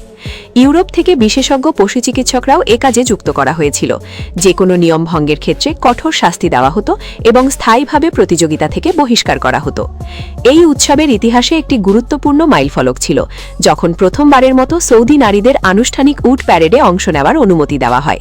এটি দেশটির সামাজিক পরিবর্তনের একটি প্রতীকী ঘটনা হিসেবে দেখা হয়। এই উৎসবটি অনুষ্ঠিত হয় একটি বিশাল $500 বিলিয়ন মেগা প্রকল্পের কেন্দ্রস্থলে, যা বিশ্বজুড়ে ব্যাপক আলোচনা সৃষ্টি করেছে। উত্তর পশ্চিম সৌদি আরবে এমন এক প্রকল্প নির্মাণাধীন যা মানব ইতিহাসে একেবারেই নজিরবিহীন বলে বিবেচিত হচ্ছে, নিয়ম মেগা প্রজেক্ট। এই $500 বিলিয়ন উন্নয়ন প্রকল্পটি সৌদি আরবের ভবিষ্যৎ শহর ও অর্থনৈতিক রূপান্তরের একটি বড় অংশ হিসেবে ঘোষণা করা হয়েছে, যা আধুনিক প্রযুক্তি, নগর পরিকল্পনা এবং নতুন জীবনধারার এক সম্পূর্ণ ভিন্ন ধারণা উপস্থাপন করতে চায়। ক্রাউন প্রিন্স মোহাম্মদ বিন সালমান 2017 সালে এই প্রকল্পটি ঘোষণা করেন। এটি হবে একটি বিশেষ অর্থনৈতিক অঞ্চল, যা সম্পূর্ণভাবে নবায়নযোগ্য শক্তিতে চালিত হবে। এখানে কোনো ব্যক্তিগত গাড়ি থাকবে না এবং শূন্য কার্বন নির্গমন নিশ্চিত করা হবে। নিয়মের কেন্দ্রবিন্দু হল দ্য লাইন প্রকল্প। এটি একটি সরল রেখায় নির্মিত শহর, যার দৈর্ঘ্য প্রায় 105 মাইল। এটি একদিকে লস অ্যাঞ্জেলেস থেকে স্যান ডিয়েগো পর্যন্ত দূরত্বের সমান ধারণা হিসেবে বর্ণনা করা হয়। শহরটির উচ্চতা হবে প্রায় 1640 ফুট, যা এম্পায়ার স্টেট বিল্ডিংয়ের সমান, কিন্তু প্রস্থ হবে মাত্র 660 ফুট। মরুভূমির দুই পাশে বিশাল দুইটি আয়নার মতো দেয়াল সমান্তরালভাবে বিস্তৃত থাকবে, যার ভেতরে একটি সম্পূর্ণ শহর গড়ে তোলা হবে। এখানে প্রায় 9 মিলিয়ন মানুষের বসবাসের পরিকল্পনা রয়েছে। সম্পূর্ণ হলে এটি হবে বিশ্বের সবচেয়ে অদ্ভুত ও উচ্চাভিলাষী নগর প্রকল্পগুলোর একটি, যা নগর জীবনের ধারণাকে সম্পূর্ণ নতুনভাবে সংজ্ঞায়িত করতে চায়। বিশ্বের দীর্ঘতম কাঠামো হিসেবে এটি বিবেচিত হবে। দ্য লাইনের পাশাপাশি নিয়ম প্রকল্পে আরও রয়েছে ট্রোজেনা, যা মরুভূমির মধ্যে একটি স্কি রিসোর্ট। এখানেই 2029 সালের এশিয়ান উইন্টার গেমস আয়োজনের পরিকল্পনা রয়েছে। এছাড়া সিন্দালা নামে একটি অতি বিলাসবহুল দ্বীপ রিসোর্টও রয়েছে, যা 2024 সালে চালু হওয়ার কথা। তবে এই ঝলমলে উন্নয়ন প্রকল্পের আড়ালে একটি কম আলোচিত মানবিক সংকটও রয়েছে। তাবুক অঞ্চল শত শত বছর ধরে হুয়াইতাত উপজাতির আবাসস্থল ছিল। 2020 সালের জানুয়ারিতে প্রায় 20,000 উপজাতি সদস্যকে সরিয়ে দেওয়ার একটি সরকারি উচ্ছেদাদেশ জারি করা হয়। এই ঘটনার সময় একজন সদস্য আব্দুর রাহিম আল হুয়াইতি সামাজিক মাধ্যমে একটি ভিডিও পোস্ট করেন, যেখানে তিনি উচ্ছেদের বিরুদ্ধে প্রতিবাদ জানান এবং নিজের ভূমি থেকে জোরপূর্বক সরিয়ে দেওয়ার বিষয়ে উদ্বেগ প্রকাশ করেন। এই ঘটনা নিয়ম প্রকল্পকে ঘিরে আন্তর্জাতিক পর্যায়ে ব্যাপক আলোচনা ও বিতর্কের জন্ম দেয়, যেখানে উন্নয়ন ও মানবাধিকার দুই দিকই একসাথে প্রশ্নের মুখে পড়ে। তিনি সামাজিক মাধ্যমে উচ্ছেদের বিরুদ্ধে প্রতিবাদ জানিয়ে ভিডিও প্রকাশ করেন। পরবর্তীতে রিপোর্ট অনুযায়ী তার বাড়িতে নিরাপত্তা বাহিনীর সঙ্গে সংঘর্ষের সময় তিনি নিহত হন। হুয়াইতাত সম্প্রদায়ের আরও অনেক সদস্যকে 2017 সালের অ্যান্টি টেরোরিজম আইনের আওতায় আনা হয় এবং তাদের মধ্যে কিছু জনকে 27 থেকে 50 বছরের দীর্ঘ কারাদণ্ড দেওয়া হয় বলেও বিভিন্ন শ্রুতে উল্লেখ করা হয়। এই ঘটনাগুলো আন্তর্জাতিক পর্যায়ে ব্যাপক প্রতিক্রিয়া সৃষ্টি করে এবং জাতিসংঘের মানবাধিকার হাই কমিশনারও এ বিষয়ে আনুষ্ঠানিক সতর্কতা জারি করে। 2024 সালে বিবিসির একটি প্রতিবেদনে বলা হয়, উচ্ছেদ প্রক্রিয়ার সময় কিছু উচ্চপদস্থ সৌদি কর্মকর্তাকে প্রয়োজনে প্রাণঘাতী শক্তি ব্যবহারের অনুমতিও দেওয়া হয়েছিল বলে অভিযোগ রয়েছে। তবে সৌদি সরকার এসব অভিযোগ সম্পূর্ণভাবে অস্বীকার করে এবং নিজেদের অবস্থানকে আইনগত ও উন্নয়নমূলক প্রকল্পের অংশ হিসেবে ব্যাখ্যা করে।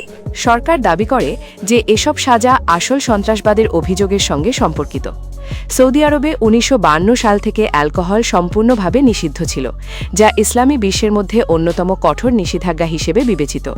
প্রায় 70 বছরেরও বেশি সময় ধরে এমনকি আন্তর্জাতিক এয়ারলাইনের পাইলটদের জন্য মদ্যপান সম্পূর্ণভাবে নিষিদ্ধ ছিল।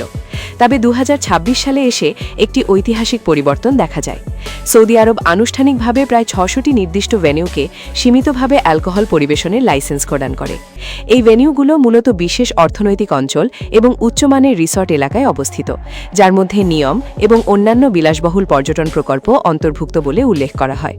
নাম, রেড সি প্রজেক্ট এবং সিন্দালাহ দ্বীপ এইসব নির্দিষ্ট অঞ্চলে এই নতুন নীতিগুলো প্রয়োগ করা হয়েছে বলে উল্লেখ করা হয়। শর্তগুলো অত্যন্ত কঠোর। শুধুমাত্র অমুসলিম পর্যটক ও বাসিন্দাদেরই এসব স্থানে অ্যালকোহল গ্রহণের অনুমতি দেওয়া হয়েছে। সকল গ্রাহককে ডিজিটাল সিস্টেমের মাধ্যমে পরিচয় যাচাই করতে হয়। নিয়ম অনুযায়ী 20% কম অ্যালকোহলযুক্ত বিয়ার, ওয়াইন এবং সাইডার অনুমোদিত হলেও ডিস্টিলড স্পিরিট সম্পূর্ণভাবে নিষিদ্ধ। এছাড়া খুচরা দোকান, ব্যক্তিগত বাসস্থান, পাবলিক এলাকা এবং 2034 বিশ্বকাপ ফ্যান জোন সব ক্ষেত্রেই এটি সম্পূর্ণভাবে নিষিদ্ধ রাখা হয়েছে। এই নীতিগত পরিবর্তনের পেছনে বাস্তববাদী কারণগুলো স্পষ্ট। সৌদি আরব 2034 ফিফা বিশ্বকাপ আয়োজনের প্রস্তুতি নিচ্ছে এবং পর্যটন ও আন্তর্জাতিক মানের ইভেন্ট আয়োজনের ক্ষেত্রে অন্যান্য দেশের সঙ্গে প্রতিযোগিতায় টিকে থাকার চেষ্টা করছে। দুবাই ও দোহা আন্তর্জাতিক পর্যটক আকর্ষণের ক্ষেত্রে সৌদি আরবের সঙ্গে প্রতিযোগিতায় রয়েছে। তবে এখনও অনেক ধর্মীয় ও সামাজিক নিষেধাজ্ঞা বজায় রয়েছে। শুকুরজাত খাবার কঠোরভাবে নিষিদ্ধ। রমজান মাসে প্রকাশে খাওয়া দাওয়া করা মুসলিম ও অমুসলিম উভয়ের জন্যই সীমাবদ্ধ। 1938 সালে পারস্য উপসাগরের কাছে দাম্মাম নং 7 কূপে আমেরিকান প্রকৌশলীরা বাণিজ্যিকভাবে লাভজনক তেলের সন্ধান পান। এই আবিষ্কার সৌদি আরবের ভাগ্য সম্পূর্ণভাবে বদলে দেয়। বর্তমানে সৌদি আরব বিশ্বের মোট প্রমাণিত তেল মজুদের প্রায় 25% নিয়ন্ত্রণ করে। দেশটিতে নাগরিকদের ব্যক্তিগত আয়কর দিতে হয় না। জিডিপির বড় একটি অংশই আসে জ্বালানি ও তেল রপ্তানি খাত থেকে, যা দেশের অর্থনৈতিক কাঠামোর মূল ভিত্তি হিসেবে কাজ করে। 2026 সালে সৌদি আরবের মাথাপিছু আয় প্রায় $77,480 পৌঁছাবে বলে পূর্বাভাস দেওয়া হয়েছে। এখন সবচেয়ে অবিশ্বাস্য অংশে আসা যাক। সৌদি আরবে 1 গ্যালন পেট্রোলের দাম প্রায় $5, তুলনায় যুক্তরাষ্ট্রে এটি প্রায় $3.90 এবং যুক্তরাষ্ট্রে প্রায় $7.35। বিদ্যুতের ক্ষেত্রেও পার্থক্য স্পষ্ট।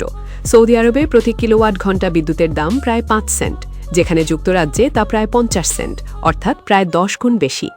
রিয়াদের একটি 85 বর্গমিটারের অ্যাপার্টমেন্টে বিদ্যুৎ, পানি এবং আবর্জনা পরিষেবার মোট মাসিক বিল দাঁড়ায় প্রায় $92 কাছাকাছি। আর সবচেয়ে চমকপ্রদ বিষয় হল 2012 সালের আগ পর্যন্ত সৌদি আরবে পেট্রোলের দাম আরও অনেক কম ছিল। অনেক সময় এটি প্রায় অবিশ্বাস্যভাবে সস্তা হিসেবে বিবেচিত হতো। বোতলজাত পানির দামও প্রায় 50 সেন্ট প্রতি গ্যালন। এই কারণেই বর্তমানে দেশের মোট বিদ্যুৎ উৎপাদনের প্রায় 70% শুধু এয়ার কন্ডিশনিং ব্যবস্থার জন্য ব্যবহৃত হয়। 2026 সালের বাস্তব জীবনযাত্রার খরচ নিয়ে বিভিন্ন সূত্র যেমন ওয়াইজ এবং এক্সপার্টিকা অনুযায়ী রিয়াদে বসবাসের ব্যয় তুলনামূলকভাবে নির্দিষ্টভাবে অনুমান করা যায়। শহরের উপকণ্ঠে এক বেডরুমের অ্যাপার্টমেন্ট ভাড়া প্রায় $440 প্রতি মাসে, আর শহরের কেন্দ্রস্থলে এটি প্রায় $1300 পর্যন্ত পৌঁছাতে পারে। একজন ব্যক্তির মাসিক মুদিখানা খরচ গড়ে প্রায় $742। মধ্যম মানের রেস্টুরেন্টে একবার খাবারের দাম সাধারণত $10 থেকে $21 মধ্যে থাকে। সব মিলিয়ে রিয়াদে একজন একক ব্যক্তির মোট মাসিক জীবনযাত্রার ব্যয় আনুমানিক প্রায় $1890 হিসেবে ধরা হয়, যা শহরের আধুনিক উন্নয়ন, জীবনমান এবং আমদানি নির্ভর বাজার ব্যবস্থার প্রতিফলন। প্রতি মাসে এই খরচগুলো তুলনামূলকভাবে ব্যাংককের মতো উচ্চমানের শহরের সমতুল্য। 4 সদস্যের একটি পরিবারের মাসিক ব্যয় সাধারণত প্রায় $5330 থেকে $9330 মধ্যে থাকে। সৌদি আরবে বিলাসবহুল জীবনযাত্রার একটি স্বতন্ত্র সংস্কৃতি গড়ে উঠেছে। মধ্যবিত্ত পরিবারগুলোতে সাধারণত অন্তত একজন গৃহপরিচারিকা এবং একজন ব্যক্তিগত চালক রাখা হয়। একজন গৃহপরিচারিকার গড় বেতন প্রায় $400 প্রতি মাসে, আর একজন ড্রাইভার পান প্রায় $600। দেশটির প্রায় 70% নাগরিক সরকারি খাতে কর্মরত। ক্রাউন প্রিন্স মুহাম্মদ বিন সালমান ভিশন 2030 নামে একটি বিশাল রূপান্তর পরিকল্পনা ঘোষণা করেছেন, যার মোট আনুমানিক ব্যয় $3 ট্রিলিয়ন বেশি। এই পরিকল্পনার অংশ হিসেবে সৌদি আরব ইতিমধ্যে ফর্মুলা 1-এর মতো বিশ্বমানের আন্তর্জাতিক ইভেন্ট আয়োজন করেছে, যা দেশটির আধুনিকায়ন ও বৈশ্বিক পর্যটন মানচিত্রে নিজেদের অবস্থান শক্তি করার একটি বড় পদক্ষেপ হিসেবে দেখা হয়। গ্র্যান্ড প্রিক্স জেদ্দায় 2021 সাল থেকে অনুষ্ঠিত হয়ে আসছে। নতুন বিমান সংস্থা রিয়াদ এয়ার 72টি বোয়িং 787 ড্রিমলাইনার কেনার একটি চুক্তি স্বাক্ষর করেছে, যার মোট মূল্য প্রায় $37 বিলিয়ন। সৌদি আরব 2034 সালের ফিফা বিশ্বকাপ আয়োজনের অধিকারও অর্জন করেছে। এছাড়া জেদ্দা টাওয়ার এমন একটি উচ্চতায় পৌঁছানোর পরিকল্পনা রয়েছে, যা বুর্জ খলিফাকে ছাড়িয়ে বিশ্বের সবচেয়ে উঁচু ভবনে পরিণত হতে পারে। তবে এই বিশাল উন্নয়নের পাশাপাশি সৌদি আরব কিছু গুরুতর অস্তিত্বমূলক চ্যালেঞ্জের মুখোমুখি। ইউরোপীয় ইউনিয়ন 2050 সালের মধ্যে সম্পূর্ণভাবে জীবাশ্ম জ্বালানির ব্যবহার বন্ধ করার পরিকল্পনা ঘোষণা করেছে। এর মানে হল আগামী কয়েক দশকের মধ্যে সৌদি আরবের অন্যতম বড় তেল ক্রেতা বাজার ধীরে ধীরে শেষ হয়ে যাবে সম্পূর্ণভাবে। যুক্তরাষ্ট্র ধীরে ধীরে সৌদি তেলের ওপর নির্ভরতা কমিয়ে আনছে। 1945 সালে প্রেসিডেন্ট ফ্র্যাঙ্কলিন রুজভেল্ট এবং কিং ইবনান সাউদের মধ্যে স্বাক্ষরিত ঐতিহাসিক নিরাপত্তা চুক্তিও সময়ের সাথে সাথে আগের মতো শক্ত অবস্থানে নেই বলে বিশ্লেষকরা মনে করেন। আর সবচেয়ে উদ্বেগজনক বিষয় হল জলবায়ু পরিবর্তন। 2023 সালের জুনে রিয়াদের তাপমাত্রা রেকর্ড 123.4 ডিগ্রি ফ্যারেনহাইট পর্যন্ত পৌঁছায়। জলবায়ু বিজ্ঞানীরা সতর্ক করছেন যে বৈশ্বিক উষ্ণায়ন অব্যাহত থাকলে শতাব্দীর শেষ নাগাদ পুরো উপসাগরীয় অঞ্চলই বসবাসের অযোগ্য হয়ে যেতে পারে। এই বাস্তবতায় বড় প্রশ্ন দাঁড়ায়, তেল, মরুভূমি এবং ঐতিহ্যের ওপর গড়ে ওঠা একটি রাজ্য কি ভবিষ্যতের বিশ্বে টিকে থাকতে পারবে, নাকি তাকে সম্পূর্ণভাবে নতুন অর্থনৈতিক ও পরিবেশগত বাস্তবতার সঙ্গে নিজেকে পুনর্গঠন করতে হবে? হাজার বছরের পুরনো ঐতিহ্যের ওপর দাঁড়িয়ে থাকা সৌদি আরব কি নবায়নযোগ্য জ্বালানির দিকে এগিয়ে চলা এক নতুন বিশ্বে নিজেকে সফলভাবে পুনর্গঠন করতে পারবে? সৌদি আরব পৃথিবীর অন্যতম অদ্ভুত দেশগুলোর একটি। না কোনো নিখুঁত স্বর্গ, না কোনো নিন্দার যোগ্য স্থান, বরং এটি এক ধরনের আয়না, যেখানে সহস্র বছরের ঐতিহ্য আর উদীয়মান আধুনিকতার তীব্র বৈপরীত্য একসাথে প্রতিফলিত হয়। মরুভূমির 131 ডিগ্রি ফারেনহাইট তাপমাত্রা আর বালুর উপর উঠে আসা ভবিষ্যতের মতো শহরের মাঝে একদিকে যেখানে অতীতে জাদুবিদ্যার বিরুদ্ধে কঠোর অভিযান চলেছে, অন্যদিকে প্রতিযোগিতার ঊর্ধ্বের বোটক্স পর্যন্ত ব্যবহার করা হয়েছে। এই দুই বাস্তবতা পাশাপাশি সহ অবস্থান করছে। এখানে বিচার করার উদ্দেশ্য নেই, এখানে উদ্দেশ্য হল বুঝে দেখা একটি দেশ কিভাবে অতীতের পরিচয় ধরে রেখেও ভবিষ্যতের দিকে এগিয়ে যেতে পারে, এবং সেই যাত্রায় পরিবর্তন, দ্বন্দ্ব আর রূপান্তর কতটা গভীর হতে পারে বোঝার চেষ্টা করা দরকার। কারণ প্রতিটি সংস্কৃতি শতাব্দীর পর শতাব্দী ধরে পৃথিবীর সবচেয়ে কঠিন পরিবেশে টিকে থাকার অভিজ্ঞতা থেকে গড়ে ওঠে। এই 15টি অদ্ভুত তথ্যের মধ্যে আপনার কাছে কোনটি সবচেয়ে বেশি অবাক করেছে? Anti which police unit, $80 KG দামের ভাজা ঘাস ফড়িং, নাকি আগুনে পোড়া মরুভূমির মাঝখানে সাদা ক্রিস্টাল ঢাকা আল ওয়াবা ক্রেটার? নিচে কমেন্টে আপনার মতামত জানান এবং এই বিষয়গুলো নিয়ে আপনার দৃষ্টিভঙ্গি শেয়ার করুন। আরও রহস্যময় দেশ ও অজানা বাস্তবতা জানতে সাবস্ক্রাইব করুন এবং নোটিফিকেশন অন করুন। ভিডিওটি দেখার জন্য অসংখ্য ধন্যবাদ। পরবর্তী ভিডিওতে আবার দেখা হবে।